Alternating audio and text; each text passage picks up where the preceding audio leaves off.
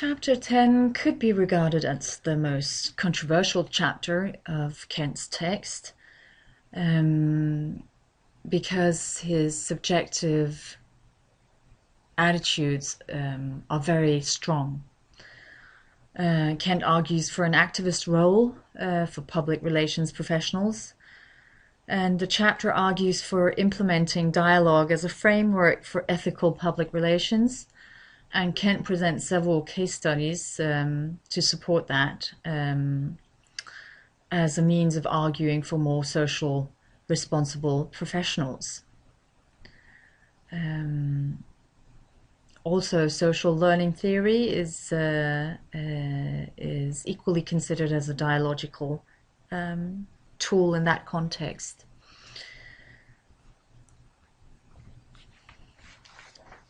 So the key terms of this chapter are dialogue, social learning theory, and counseling.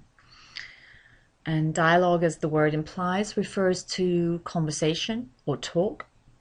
And dialogic public relations refers to a kind of interpersonal interaction that acknowledges individual self-worth and the value of others and tries to create long-lasting and stable relationships with other people.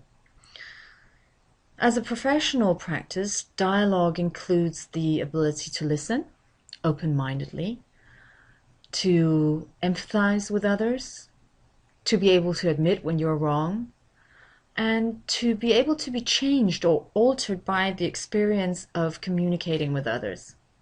So ultimately, dialogue is a collection of interpersonal communication skills and an orientation toward other people rather than a set of rules.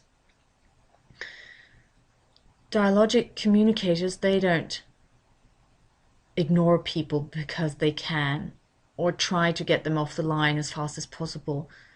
Dialogic communicators, they try to understand the needs of others and actually value their opinions. Social learning theory suggests that people learn by observing how their parents, friends, teachers, their peers, television actors, movie stars, athletes, etc. behave by reading about both fictional and non-fictional characters in books, and by observing how people are treated by others because of their behaviors and because of their actions. People model the behaviors and they model the vocabulary that they observe from other people and also from print and from broadcast. Social learning theory assumes the following sequence of events. A person notices the behavior of another. She admires the behavior and decides to emulate it, so she mimics the behavior. If other people respond favorably to the new behavior, the person might choose to integrate the new behavior into his or her way of thinking and behaving. So new behaviors lead people to act in new ways. Although Kant never explicitly defines counseling, he uses the term to describe the activities of organizational members, arguing that the first order of business for public relations professionals needs to be to become knowledgeably in facilitating dialogue. And dialogue includes issues management, crisis management, and apologia. Dialogue is of course important because it encourages organizations to develop networks of individuals, organizations, customers, citizens, activists, and others who have a vested interest in making organizations better, as well as making them better social entities.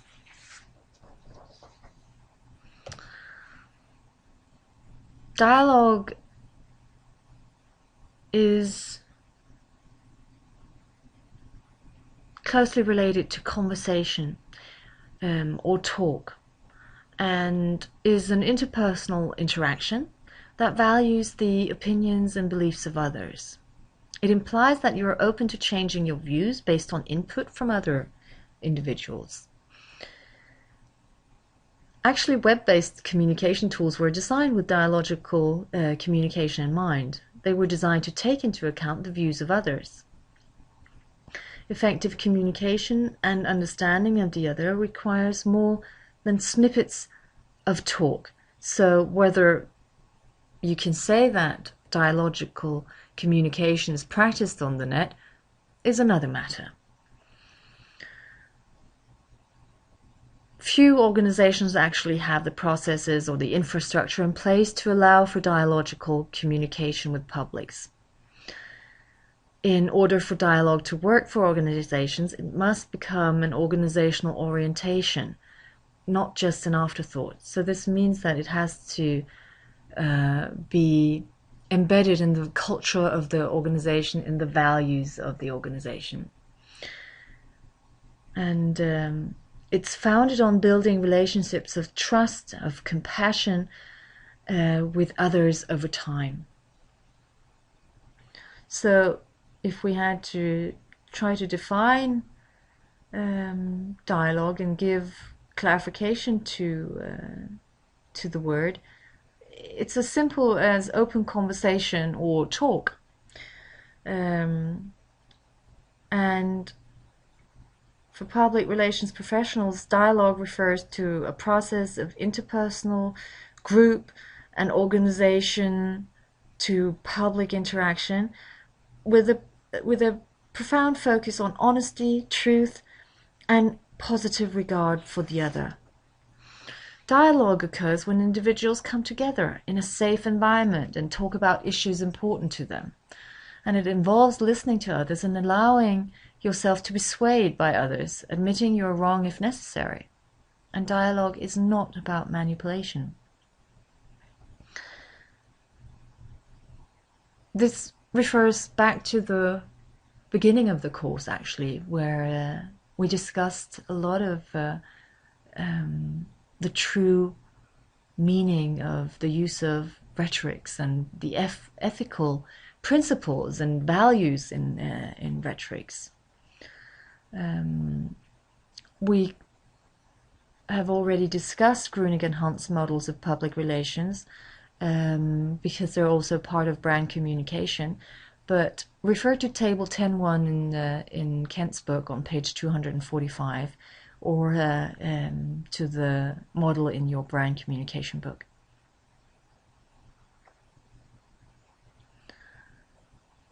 If you remember, then Grunig and Hunt's 4 methods or 4 possibilities of communication or press agentry, public information, two-way asymmetrical, and two-way symmetrical. I won't go into depth with them here. We have discussed them already in class. So, dialogue is all very well, but not always all very easy. And there are many objections to dialogue. For one, organizations can't be sure who to trust, or if the truth will be more damaging than concealing information. And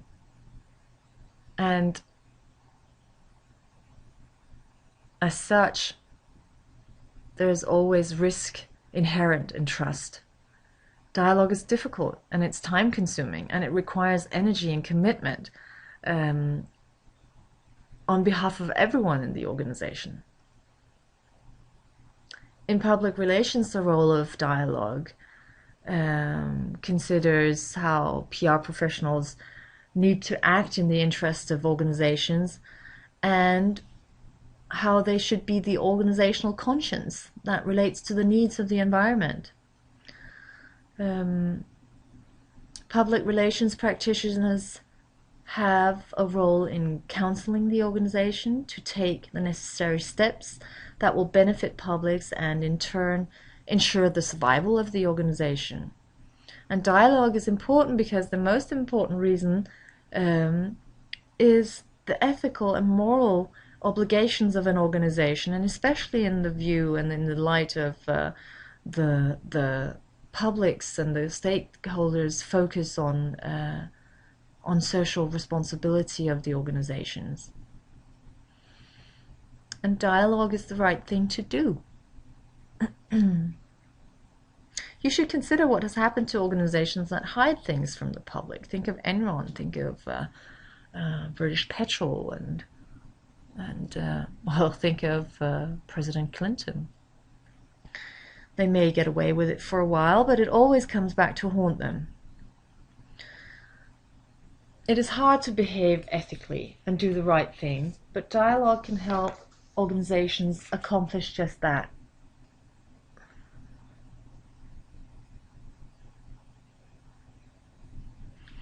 So, social learning theory, as mentioned in the beginning, also refers to dialogue. The way that people learn from modeling the behavior of others, and how we observe important figures in our lives, like parents, like friends, or heroes that we look up to, how they behave and how they are treated because of their actions, and how we then model or adjust our own behaviors based on these observations. And people model behaviors that they believe will cause positive reactions from others, as well as negative behaviors, such as drinking, smoking, swearing.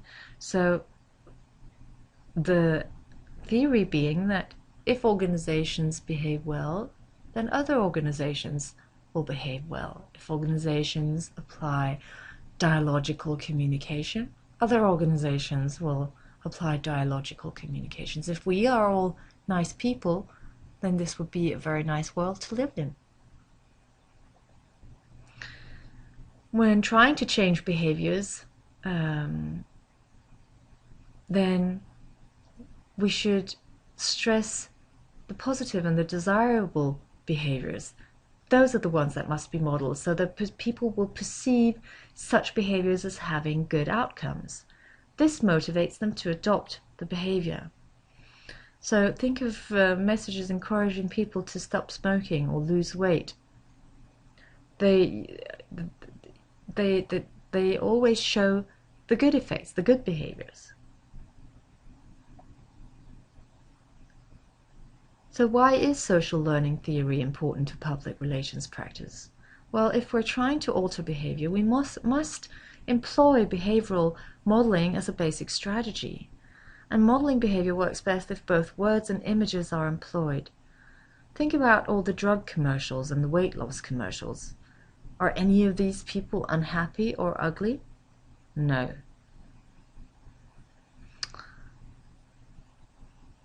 How can we encourage dialogue? Well, publish email addresses and telephone numbers of the organizational leaders. Provide speeches and videos and other materials online, so they are easily accessible to the different stakeholders. Encourage leaders to participate in online discussion groups and video chats or the like, and open up departmental and organizational meetings to outsiders. This can also help to facilitate dialogue. Public relations professionals can act as organizational counselors in the way that dialogue helps organizations to establish a network of publics who have a vested interest in making the organization better. For instance, consider open source software. How is this an example of an organization's encouraging dialogue? And what is the result of such an openness? Well, improvements in the software is a benefit from the input of many invested individuals. So this is a great example of opening up for dialogical communication. This concludes chapter 10. I'd like to refer you to the two cases discussed by Kent of the climate changes in the oil industry. I think they're quite good in promoting the idea of dialogical communication.